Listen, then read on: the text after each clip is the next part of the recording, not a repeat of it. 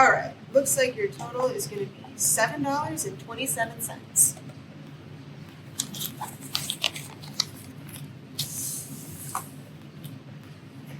Sir, we don't take that here.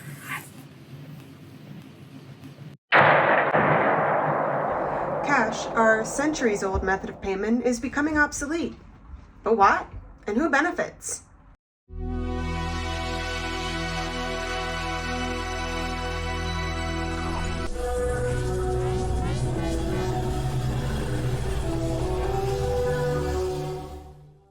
If you've been to your local coffee shop or eatery in the past few years and tried to pay with cash, chances are you've run into this issue. And it's not a phenomenon limited to your local Cup of Joe. When Amazon Go opened its doors in 2018, it offered a revolutionary just walk out shopping experience, cashless by design. Worth noting that this policy didn't last very long for reasons we'll get into later. So why have so many businesses closed up their cash drawers in the past few years? Here are some of the reasons businesses cite for going cashless. First, speed and efficiency. Some businesses say that fully digital payments can make transactions faster and reduce wait times in high-volume stores. Another reason? Security concerns. Cashless stores supposedly reduce the risk of theft and counterfeit bills and employee cash handling errors. Third, operational costs. Businesses say that cash management requires extra expenses like armored trucks and bank fees and staff training. Surely they're planning on paying their staff better wages with the money that they're saving or something capitalistic like that. Another reason they give is consumer behavior. AKA, since most customers will pay digitally, it's not really worth it to accommodate a shrinking cash-paying minority. And finally, public health and hygiene. Spurred by the after effects of COVID-19, some businesses have argued that handling cash is unsanitary. But are these reasons justified? Speed? Digital payments aren't always faster. Security? Last I checked, digital fraud and hacking are all the rage lately. Is it that much safer to trust tech companies in the midst of near constant data breaches instead of keeping and using cold hard cash? And the operational costs? Card processing fees eat into small business costs. I mean, who really benefits, businesses or credit card companies?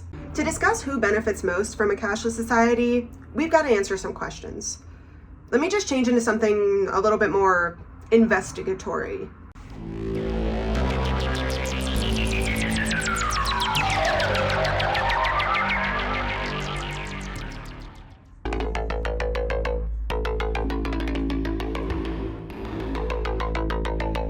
Let's talk about Apple Pay and Google Pay's market shares. According to the team over at Capital One Shopping Research, Apple Pay dominates the US digital wallet market, and in 2023, the global digital wallet market was valued at $269 billion. The global digital wallet market is expected to expand at a compound annual growth rate of 22%, reaching $1.9 trillion by 2033. For those of you not familiar with how market shares work, here's what you need to know. That's a lot of money. And even more so, a lot of power.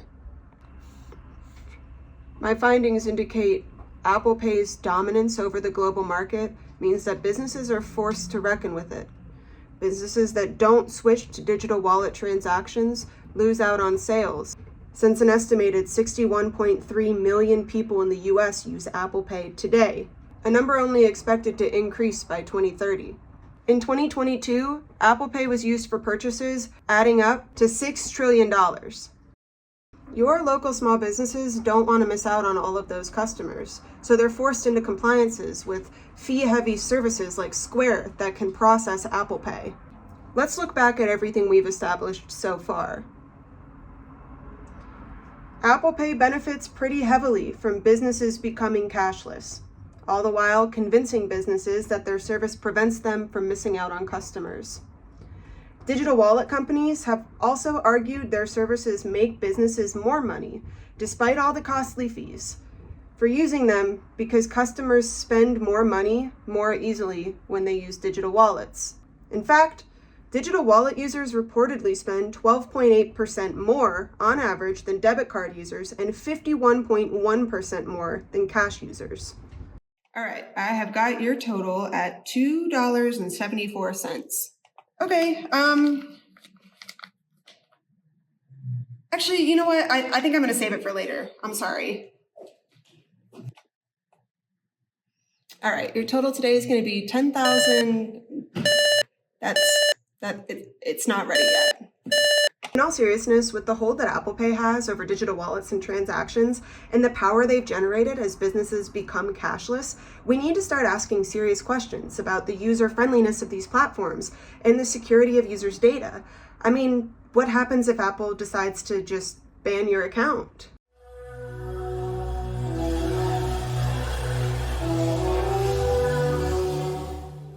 According to the FDIC, about 5% of US households don't have bank accounts. That means they rely on cash transactions for the purchase of necessary household goods. That's about 17 million Americans who would be completely pushed out of consumer economy if we shifted to a cashless society. And that's not an even dispersal. Most of these 10 million cash users are from underserved populations, disproportionately Black, Hispanic, and Indigenous households. Poorer classes and homeless individuals are also more likely to be unbanked since they lack the consistent income to meet minimum balance requirements for many banking companies. But other customers rely on cash transactions too, and they're pushed out by new technologies due to tech illiteracy. The US Department of Education tested various demographic groups and found that 16% of Americans aged 16 to 65 were digitally illiterate.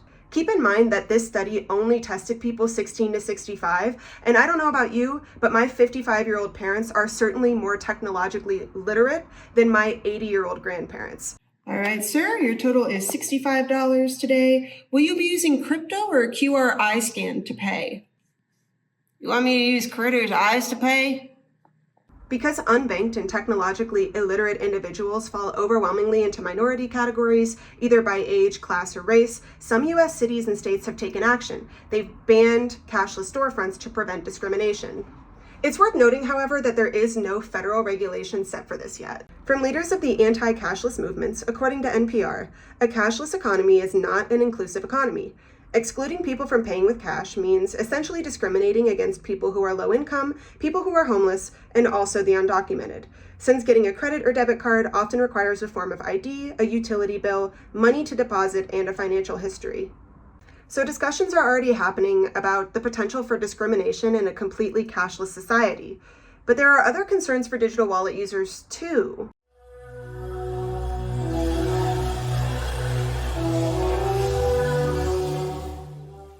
See, there's another issue with forcing digital wallets onto users: consumer security and surveillance. Some users cite their reasons for preferring digital wallets is because they offer protection against skimmers and hackers by covering up your real card number. And this is a good argument for them. But at the same time, digital wallets threaten user securities in other ways. Data collection. How much data do digital wallets collect? A lot. It's a lot. They collect a lot. Megan O'Toole touches on this in an article for Clarkston Consulting, writing, since cell phones can learn a user's preference, mobile wallets can personalize content and offerings based on the customer's interests. Information susceptible to be collected by mobile wallet providers can be some of the most useful information to marketers about demographic info as well as consumer behavior. And later in the same article, mobile wallets have unique leverage in their ability to keep consumers engaged and boost loyalty. Mobile wallets can be dynamically updated to offer rewards, programs, coupons, and exclusive deals based on the user's location and preferences, with no user action required. In fact, iOS mobile wallets are 100% opted in for notifications, meaning marketers don't need customers' permission to send messages from a mobile wallet pass to a customer's lock screen. So the trade-off for the security we get by not having to worry about card skimmers or employee cash mishandling errors is that now we have to worry about our personal consumer data. We've become part of a toxic consumer corporation relationship where marketers and businesses know our buying behaviors, our location, our tendencies, and they can communicate directly through the ease of our phone without ever asking us for permission. Yo, Billy Zoo merch just dropped. I gotta get me one of these shirts. Yeah, you do, man. Those shirts are fire. I'm already checking out, bro. What? Your Apple Wallet has been flagged for inactivity. Please subscribe to Apple Financial Services to continue making purchases. Wait, I have to pay for that?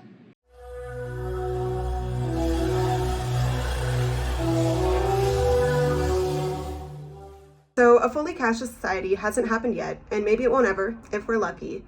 But we need to recognize now the trade-offs in exchanging cash for digital wallets, and we need to push for federal regulation on these companies before they get big enough and buy the government, since we're letting billionaires and companies do that now. However safe or convenient digital wallets supposedly are, I think it's important that we talk about these trade-offs and whether or not they're really even good.